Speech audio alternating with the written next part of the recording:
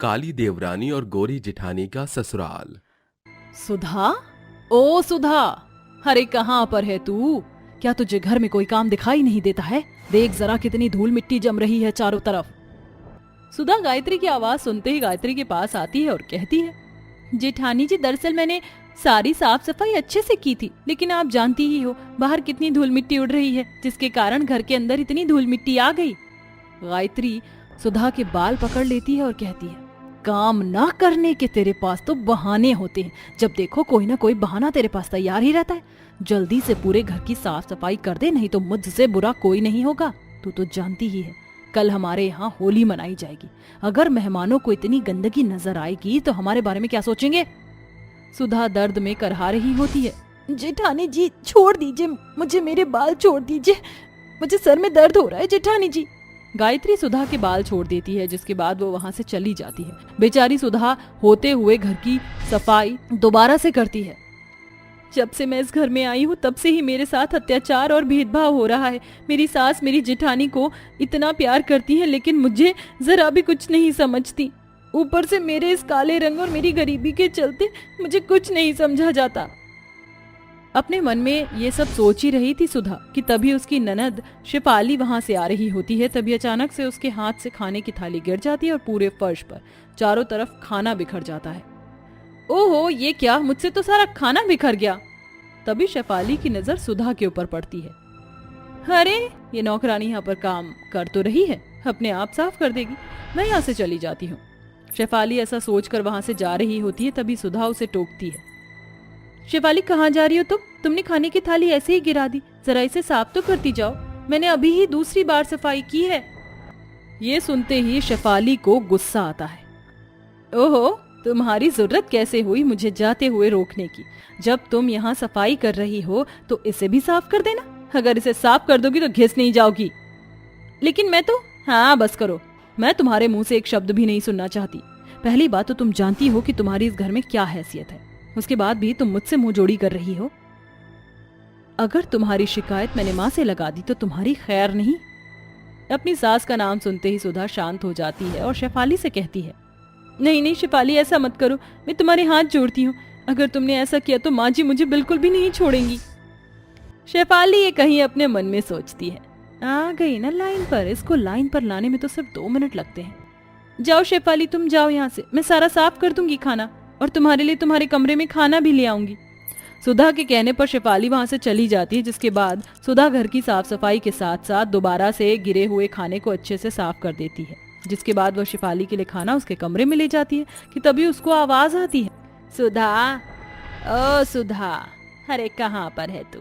अरे जल्दी से यहाँ पर आकल मुंही करम जली, कोई काम ठीक से नहीं करती, इस घर में पोकट की खा रही है जब से आई है। अपनी सास की आवाज सुनते ही सुधा उसके पास पहुंच जाती है। अरे कहाँ मुंह काला करा रही थी, काली मुंह कहीं की, जब देखो यहाँ से वहाँ घूमती रहती है, तुझे तो कोई काम ही नहीं है इस घर के अंदर। माँ जी आप तो नॉन स्टॉप सुनाती ही जा रही हो, आखिर बताओ तो सही मैंने क्या किया है? अरे ये पूछ क्या नहीं किया तूने, कभी तो खाना तू स्वादिष्ट नहीं बनाती। अरे ये दाल है या फिर पानी, इतनी बेस्वाद दाल मैंने जिंदगी में कभी नहीं खाई। माँ जी रसोई में जीरा प्याज और तड़का मारने की सभी चीजें खत्म हो गई थी, इसलिए मैंने सादा सिंपल दाल बना दी। अरे मैंने माना कि तू गरीब घर से आई है, इसका मतलब ये नहीं कि हम लोगों को भी गरीबों जैसा खाना खिलाएगी। अभी कभी ये दाल ले जाओ और इसको अच्छे से छौंक कर ला। उर्मिला के हाथों से कटोरी ले जाकर सुधा रसोई में पहुंच जाती है और सारी दाल अच्छे से फ्राई कर देती है। जिसके बाद वहां पर गायत्री आ जाती है और उससे कहती है, ओहो देखो तो सही इस कमबख्त को, इसकी जुबान चटकारे मांग रही है। अरे इस घर का राशन क्या फोकट का आता है जो अपनी जुबान के लिए दाल में तड़का लगा रही है? जिठानी जी ये तो मुझे, हाँ हाँ सोच ले एक नया बहाना, दोबारा सोच ले, जब देखो कोई ना कोई बहाना तेरे पास तैयार रहता है। अब तेरे पास इस दाल के लिए भी कोई ना कोई बहाना होगा। अब तुम मेरे सामने ये कहोगी कि ये सब सासू माँ ने तुझे करने के लिए कहा था।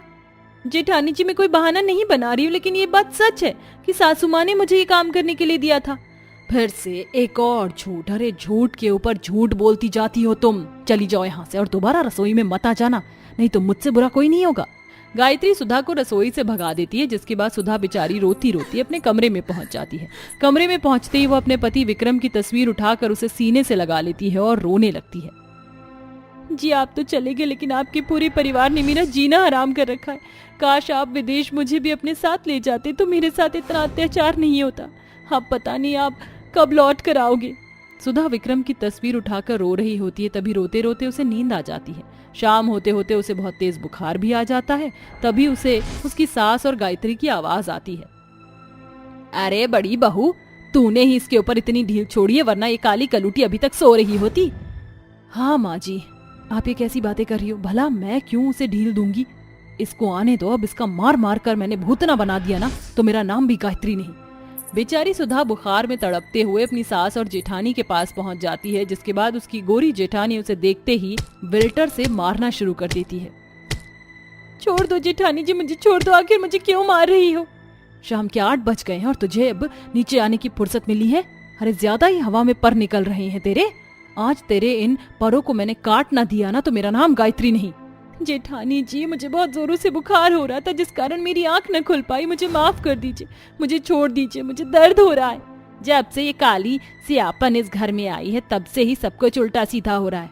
आज इसे मार कर हमारे घर के पीछे ही दफना देते हैं, जिसके बाद इसका किस्सा हमेशा हमेशा के लिए खत्म हो जाएगा। अरे नहीं माँ जी, कल होली है और मैं इसके खून के रंग से अपने हाथ नहीं रंगना चाहती। होली खत्म होने के बाद मैं इसे रास्ते से बिल्कुल साफ कर दूंगी। इतनी पिटाई खाने की वजह से बेचारी सुधा बेहोश हो जाती है। तभी उर्मिला उसके मुंह पर पानी डालती है, जिसके चलते उसे होश आ जाता है। जल्दी से उठ जाओ और जाकर हमारे लिए खाना बना कर लाओ, नहीं तो तू अच्छे से जानती है हम तेरे साथ क्या करेंगे।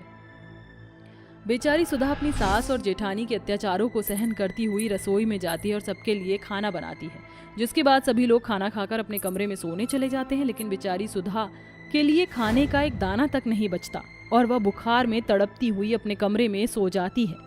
अगले दिन होली का त्योहार होता है और सुधा घर के काम कर रही होती है कि तभी पीछे से गायत्री सड़ी हुई दाल बाल्टी में भरकर लाती है और सुधा के ऊपर गिरा देती है। अरे ये आपने क्या किया जेठानी जी? मेरे सारे कपड़े गंदे हो गए।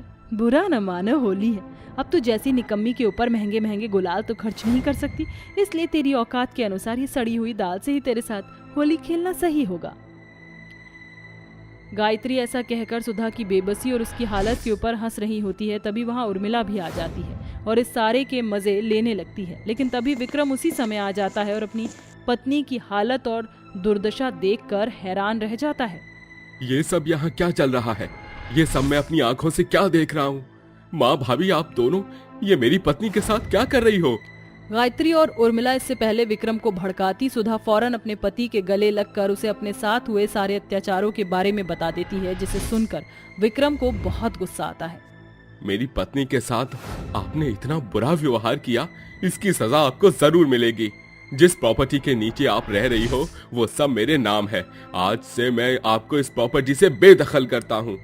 विक्रम का इतना बड़ा फैसला सुनते ही गायत्री और उर्मिला को अपनी गलती का एहसास होता है और वह दोनों सुधा के पैरों में गिरकर उससे माफी मांगने लगती हैं। आप दोनों ऐसा मत कीजिए, आपने मेरे साथ जो किया सो किया, लेकिन मैं आपके आगे हाथ जोड़ती हूँ, आइंदा मेरे साथ ऐसा कभी मत करना। मैं गरीब बेशक हूँ, लेकिन मेरा दिल बहुत साफ है।